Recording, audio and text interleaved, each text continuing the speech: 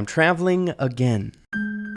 You guys will have to forgive me. I'm a little bit muted out when it comes to brightness because of the background, but hey, I could not miss out on a background like this. If the background is too obnoxious, let me know. I'll change it for the next video. I like to keep it real with all of you guys. So today we're going to be getting into, yes, very important current news that you guys should know about. But I also want to touch on a topic of an element implemented in this update that people aren't a gigantic fan of here. But before we get into that, the very first thing that I'd like to discuss here in this episode today is, of course, some huge things coming out tomorrow. Taking a look at a tweet over here on the Brawl Stars official Twitter page, RT knows everything. RT will be available in the hashtag Mystery at the Hub Brawl Pass season that starts tomorrow. Yo! Jackpot. We have 17 hours and 38 minutes until this Brawl Pass season arrives in game, and RT will be playable in game if we gem to tier 30 of the Brawl Pass. So of course, be sure to stay tuned to the channel, subscribe up while I'm working out here. I'm still going to be getting RT on the very first day and experiencing him and seeing how he's going to be in the meta. It's kind of up in the air right now. As you guys know, in a video that we made 2 days ago now here at this point, we had discussed the hard wave of nerfs that came RT's way before he's released in game after the sneak peek footage of his OP build, basically getting a complete overhaul nerf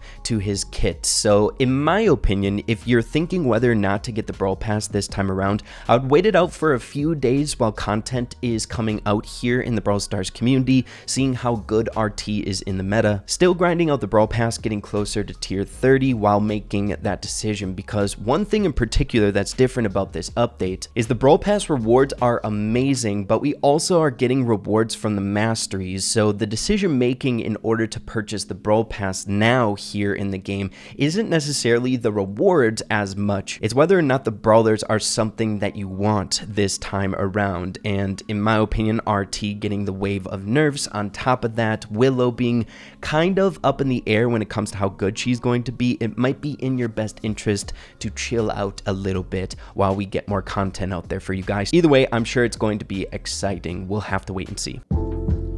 But now it's time to get into the main topic of this video here today. I'm assuming depicted in the title and thumbnail, and probably why you clicked on this video here today. In my opinion, this update is a A+ success. Almost everything coming out here with the masteries, the new brawlers are pretty dang top notch. But there's one thing in particular that was added in this update that has gotten some people talking quite a bit, some people enjoying it, some people not so much. And that is the Indestructible walls. Believe it or not, Indestructible walls have a ton of history behind them. First implemented into the game code years ago, back when we had portrait mode in Brawl Stars only being seen in Robo Rumble maps. Never implemented into the actual trophy-based game modes itself, but still available in the code. Later being able to see them popping up in the game when Map Maker came out with the hacked maps. It was extremely sought after to try to find these hacked maps and come across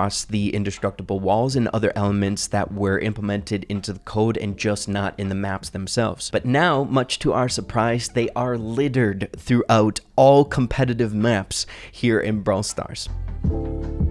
So I think there's a few different reasons why people are a little bit up in the air about Indestructible walls. One of which that I saw popping up quite a bit was the whole vibe around Brawl Ball when you go into overtime. The whole concept of overtime in the Brawl Ball game mode is that everything is destroyed. You have this wide open map and it's all down to how you play with your teammates, as well as team comps are incredibly important. So much so that even in competitive settings in the Brawl Stars World Finals scenes and pro players, they organize team comps around the whole notion of going into OT, having that best team comp once all walls are gone, and playing very, very passive, trying to get to that overtime mode, where now in overtime there are Indestructible walls littered throughout it, not destroyed by that mechanic. Another major reason I've been seeing from individuals in the community is how much it has changed some of the maps here in the game and the meta behind them. Pretty much so every every single map that has indestructible walls on it now, the meta and the approach to the gameplay on that map has completely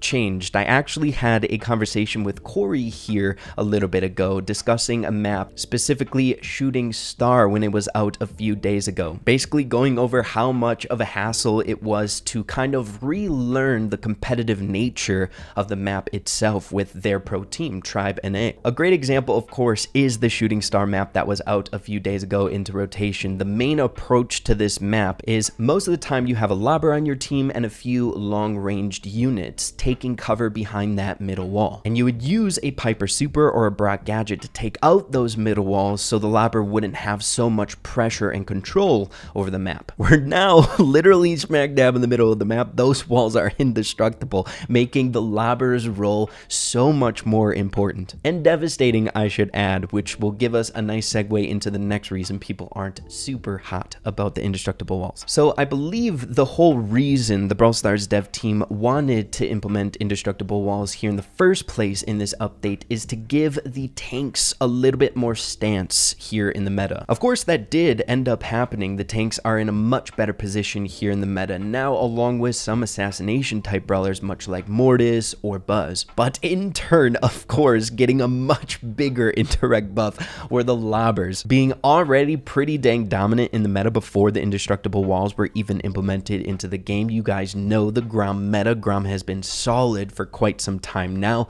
but on maps with indestructible walls, much like Iron Core, a dual map that was out a little bit ago, they are bonkers. Seeing people running triple lobber comps in this mode and just dominating with wall camping cheese mechanics. It can be incredibly frustrating. Right now, the lobbers are pretty much so the prime role in this game at the minute, almost always needing one on your team, especially if there are indestructible walls on your map. And then the final reason I think some people don't necessarily love it is some of the bugginess coming with them. For example, in Basket Brawl, if you go into this mode and try to kick it over the wall, it just does not let you, almost as if there is a force field above the indestructible walls. It's pretty dang wild. Of course, things like this will just be ironed out with maintenance breaks and things along those lines. So it is, yes, a good reason to not love them, but one that will get changed in the future. One thing that I have been seeing though, because of this mechanic, is some trick shot mechanics going on now in Basket Brawl, which is pretty dang cool. All of the reasons that we've already discussed are definitely really, really good ones, but I think another huge one that we see in just human nature when it comes to video games is change is really, really hard to get used to. People just like getting used to something, and when something comes in and just completely topples all that practice and knowledge, game sense that you've acquired practicing through the game itself, it feels a little bit odd and kind of weird. As of right now, I'm basically making this video just to touch on the discussion in the community. Personally, I don't really know where I stand. There's been certain times that I found myself enjoying them and certain times I found myself not necessarily enjoying them so much. But I at least wanted to talk about this to let you all know that if you too have been finding them annoying, that you're not alone. It's an ongoing discussion right now. And if it's something that you hate and it's getting you to the point where you need to set down Brawl Stars sometimes out of frustration, just know that we have such a great dev team here working on Brawl Stars, shown countless times over and over again. If the community doesn't like something and we voice our opinions, they listen to us. So if this is a net negative overall for the community, they will most definitely make corrections here in the future, which is really, really nice to know, right? It's super reassuring that we have a dev team that will do that in the first place. But yeah, everyone, that's just about all I got for you here in this episode today. While I'm traveling, I wanted to keep it a bit more on the lighter end of things, but still touch on a pretty dang important issue and kind of take the discussion to you guys. How do you feel about indestructible walls? I would love to hear your opinions in the comments down below. The feedback is most definitely helpful just to gauge how you guys are feeling out there about certain update implementations. But yeah, everyone, again, be sure to stay tuned to the channel for that RT and the Brawl Pass coming out here very, very soon. It's going to be incredibly fun. And yeah, hope you all enjoyed this video. If you did, make sure to slap a like on it. I'd really appreciate that. Have an absolutely fantastic rest of your day. Keep having fun with Brawl Stars, and we'll see you all in the next one. Adios and take care.